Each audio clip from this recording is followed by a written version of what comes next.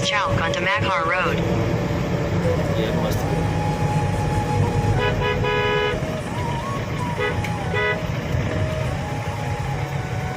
Continue on Maghar Road for 1 kilometer. Kabirdas का ना ये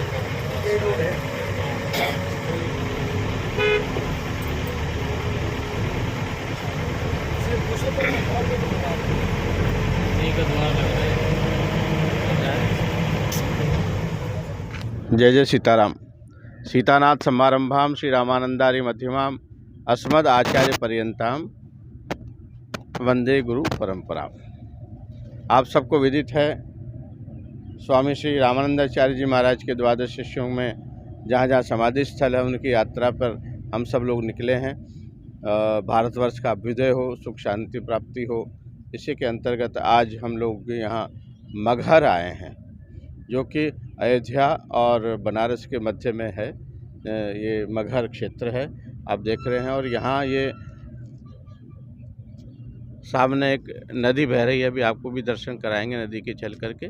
और ये क्षेत्र है, यह संत कबीरदास जी की समाधि स्थल है। यहाँ बहुत ही सुंदर दिव्य स्वरूप है। यहाँ वास्तव में ऐसा लगता है जैसे हम लोग इस क्षेत्र में आए, क्षेत्र में देखा, अंदर प्रवेश किया, गाड़ी से जैसे ही उतरे तो जैसे होता है जैसे भगवान, यहाँ भगवान की खुशबू, वास्तव में तपस्थली है ये। और कबीरदास जी ऐसा महसूस होता है कि आज भी यहाँ मौजूद हैं, क्योंकि बड़े बड़े संत महापुरुष कहीं जाते नहीं हैं। उनके तप का प्रभाव, उसके तप की सुगंध उस वातावरण में, उस क्षेत्र में महकती रहती है। तो जो लोग उस क्षेत्र में आते हैं, उस परिसर में आते हैं, उस परिधि में आते हैं, तो आनंद की अनुभूति प्राप्त होती है। जैसे अपन किसी मंदिर में आ जाते हैं और मंदिर में कीर्तन, सत्संग, भजन होते रहते हैं, जैसे हम प्रवेश करते हैं तो मन को शांति मिलती है, आत्मा को तृप्ति मिलती है, क्योंकि वहाँ सत्संग का प्रभाव है। उसी प्रकार से आज हमने भी यहाँ भी महसूस किया। संत कबीरदास जी का जो क्षेत्र है, यहाँ वास्तव में कबीरदास की वाणी का प्रभाव दिख रहा है। यहाँ चारों तरफ शांतमय वातावरण है, आनंद की अनुभूति प्राप्ति होती है। यहाँ ही इन्होंने अपना शरीर जो है समाधि है, इसके बारे में भी अपन और चर्चा करते हैं। आइए कृष्ण से नदी के दर्शन करें, तीर्थ जल के सरोवर के दर्शन करते हैं और उसके पश्चात फिर आगे अपन चलते हैं।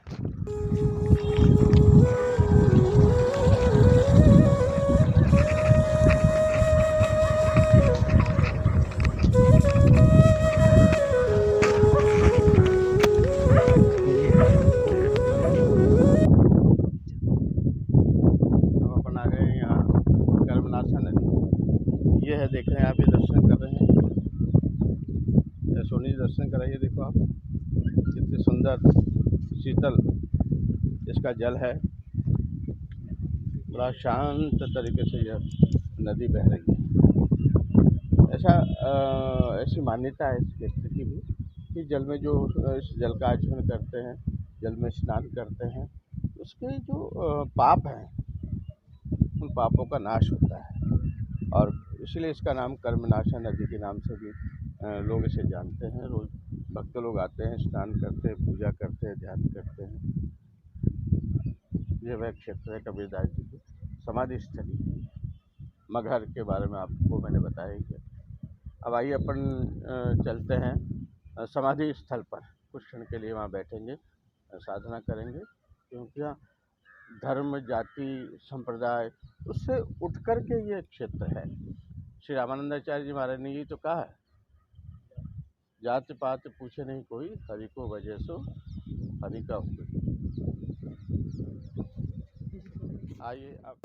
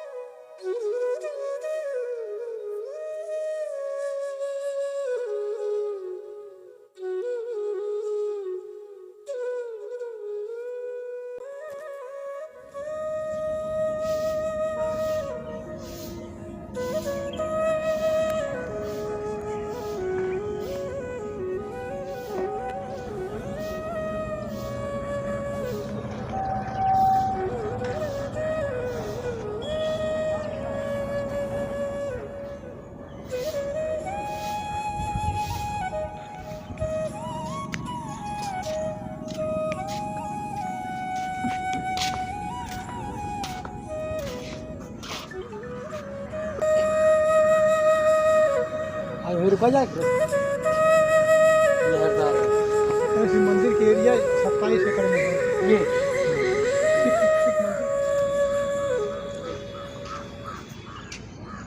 आइए अब अपन प्रवेश कर चुके हैं कबीरदास जी का जो यह समाधि स्थल है।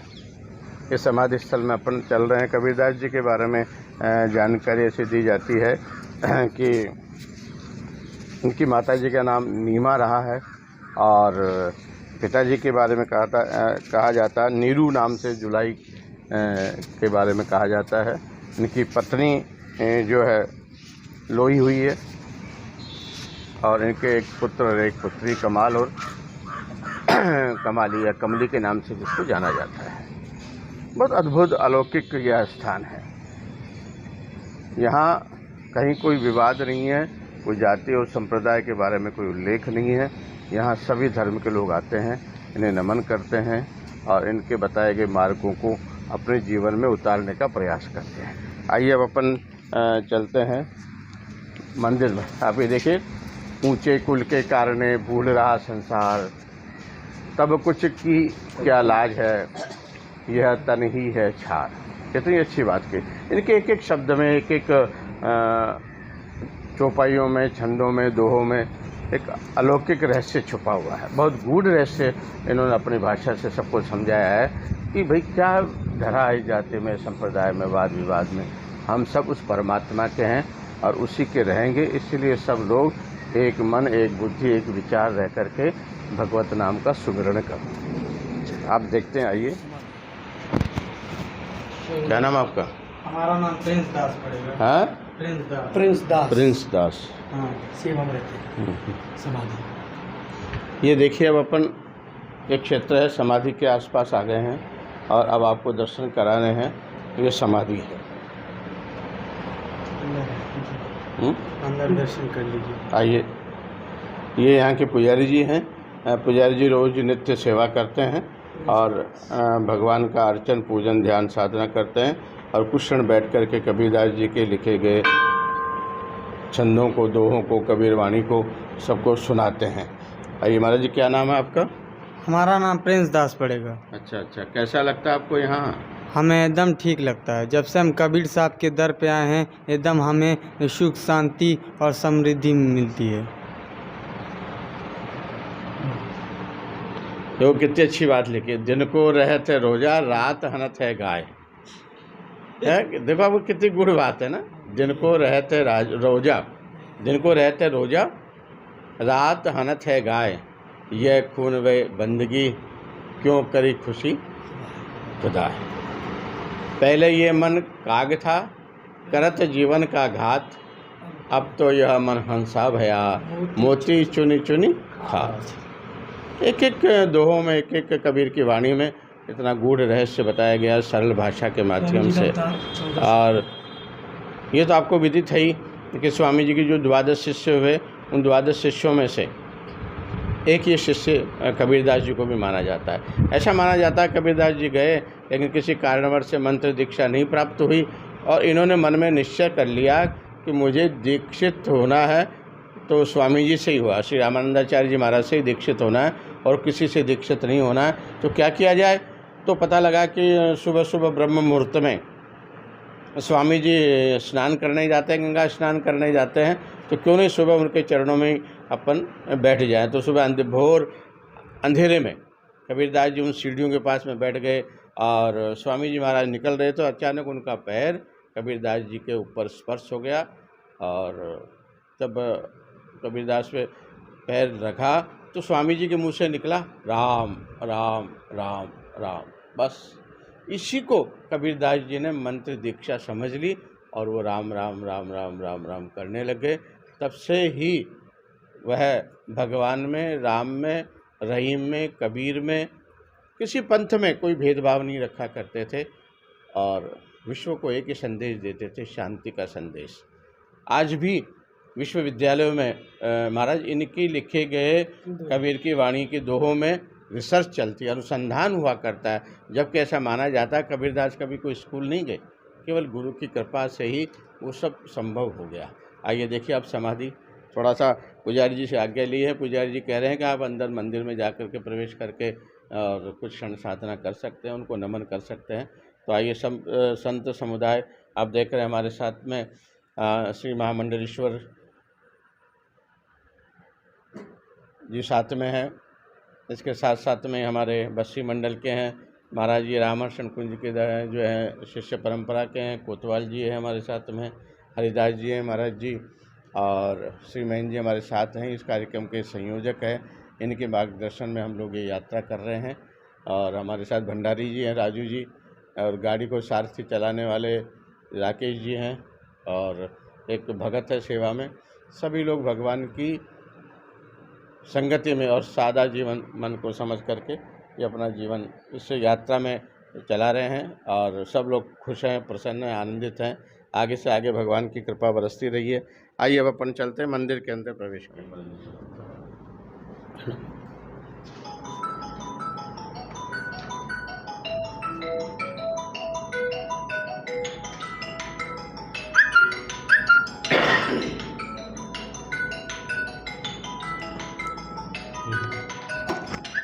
ये लाल चंदन की माला है, ये देखिए श्याम वर्ण की माला है ना। पुष्प चढ़ी रहे हैं यहाँ, और ये पूरी इनकी समाधि है। यहाँ जब ऐसा माना जाता है, जब शरीर छूटा इनका तो हिंदू मुस्लिम विवाद करने लगे। हिंदू कहने लगे हमारे हैं, मुसलमान भाई कहने लगे हमारे हैं, विवाद होने लग गया। बड़े बड़े महापुरुष, बड़े बड़े उस समय के जो थे राजा महाराजा, पंच सरपंच, सब बैठकर मीटिंग करने लगे। तो फिर अचानक आकाशवाणी हुई, भाई तुम जरा चद्दर उठा करके तो देखो क्या हो रहा है, क्या नहीं हो रहा। तो ऐसी मान्यता है, जैसे ही वो चद्दर उठाई शरीर से तो उसमें पुष्प निकले, और ये निर्धारित किया कि जो पुष्प हैं वो हिंदुओं को दे दिए जाएं, और वो जो चादर है वो मुसलमान भाइयों को दे दिए जाएं। और दोनों ही अपने अपने क्षेत्र में, अपने अपने स्थान पर यहीं पे एक मजार के नाम से उसको नाम दे दिया, और एक मंदिर के नाम से, इनकी समाधि के नाम से ये कबीरदास जी की बना दी गई। और दोनों ही संप्रदाय के लोग आते हैं और यहाँ साधना किया करते हैं। बड़ा अलौकिक है यहाँ, वास्तव में कुछ है यहाँ। आते ही कि ऐसी ओरा है यहाँ का, ऐसा अद्भुत दृश्य है, ऐसा लगता है कुछ क्षण बैठें यहाँ, सत्संग करें, कीर्तन करें। बोले कबीरदास जी की जय। सतनाम साहिब के नाम से लोग जानते हैं, इनके बहुत से अनुयायी हैं, और भारतवर्ष में कई क्षेत्रों में रह करके इनके नाम का, इनकी वाणी का प्रचार प्रसार किया करते हैं। कबीरदास जी कुछ अवशेष जो उनके साथ ही रहा करते थे, आप देखें सत साहब का ये तारा है, उन्हीं के हाथ में रहा करता था। और आगे देखेंगे आप, यहीं पे उनकी कुछ स्मृतियाँ शेष है। यहाँ ये उनकी जाप करने की माला है, जिसके माध्यम से राम राम राम राम राम राम किया करते थे। और आप देखेंगे इनके पैरों की पादुका है, जिस पादुका को अपने चरणों में धारण किया करते थे। ऐसे तपस्वी, ज्ञानी, ध्यानी श्री सत साहिब, कबीर साहिब के ये स्मृति चिन्ह हैं, जिनको हम सब नमन करते हैं, प्रणाम करते हैं, वंदन करते हैं। और भगवान से प्रार्थना करते हैं कि भारतवर्ष का विजय हो। भारतवर्ष जो है जगत गुरु के नाम से विख्यात था, है और रहेगा। लेकिन जो कुछ त्रुटियां रह गई थी, कुछ काल में ऐसा अवरोध आ गया था, भगवान उस अवरोध को दूर करते जा रहे हैं। हमारे माननीय प्रधानमंत्री यशस्वी श्री नरेंद्र मोदी जी के कार्यकाल में ये बहुत ही धर्म का बड़ा प्रचार प्रसार हो रहा है। सनातन धर्म का प्रचार हो रहा है, जो कि कुछ समय से क्षीण होता चला जा रहा था। योगी जी भी इस क्षेत्र में बहुत अभ्युदय कर रहे हैं, सभी को साथ लेकर के सबका विकास कर रहे हैं। जाति पाति की कहीं कोई बात नहीं है। मोदी जी के कार्यकाल में ये जरूर है, मोदी जी के विचारों में, उनके समस्त कार्य क्षेत्र के करने वाले अधिकारियों के मन में यही है कि सबका विकास हो, सबका साथ हो, और सब सुखी और संपन्न रहें। इस ध्येय को लेकर के चारों तरफ चौमुखी विकास होता चला जा रहा है। हम लोग भी जयपुर राजस्थान से, मैं महामंडलेश्वर मनोहर दास, ऐसा मन में विचार आया कि हमारे स्वामी जी के रामानंदाचार्य जी महाराज के जो 12 शिष्य हुए हैं, उन 12 शिष्यों की समाधि स्थल है, वहाँ जा कर के वंदन किया जाए, स्मरण किया जाए और भारत की मंगल कामना का उनसे प्रार्थना की जाए। इसी के अंतर्गत हम आज यहाँ भी कबीरदास जी के यहाँ समाधि स्थल पर आए हैं।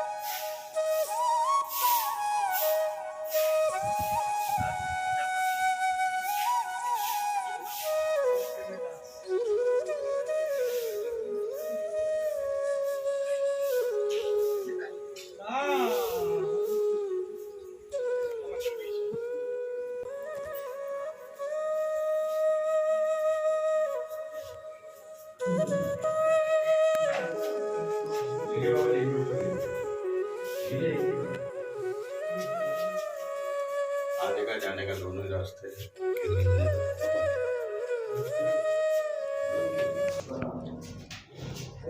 जय जय सीताराम।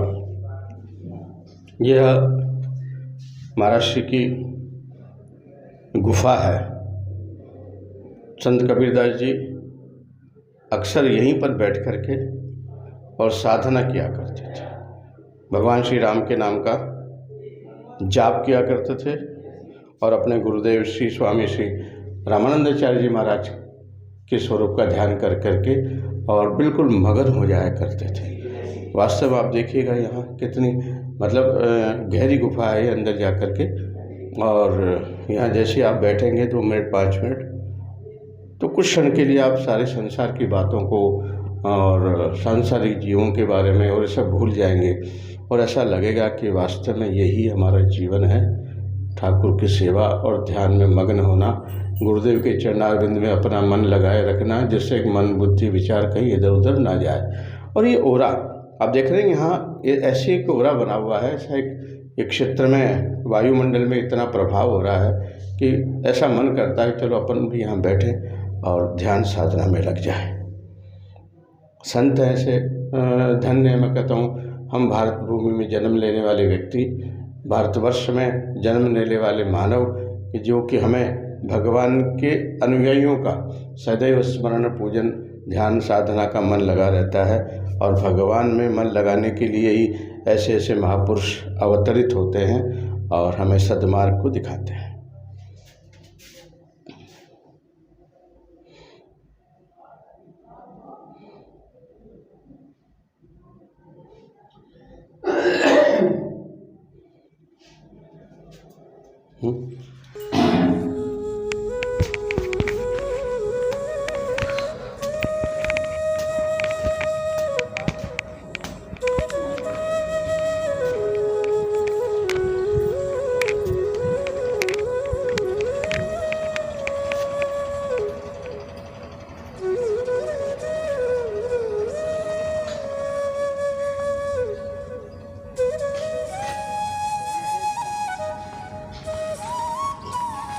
उनका नाम है महंत अवध बिहारी दास जी महाराज। खालसा लगाते हैं।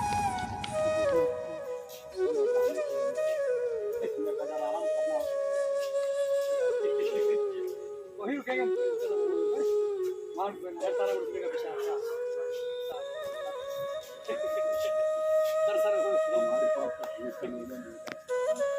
गाड़ी में हमारा सब सकता है, भंडारी लेके चलते हैं, सामान सब रखा गाड़ी जहाँ भी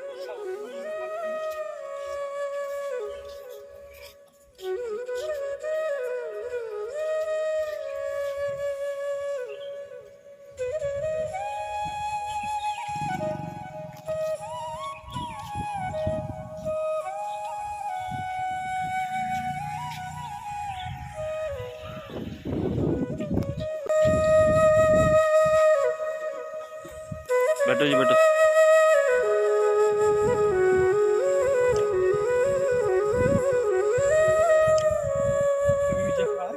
टाइम नहीं है, फिर जब नफल जाएगा नहीं तब उठेंगे।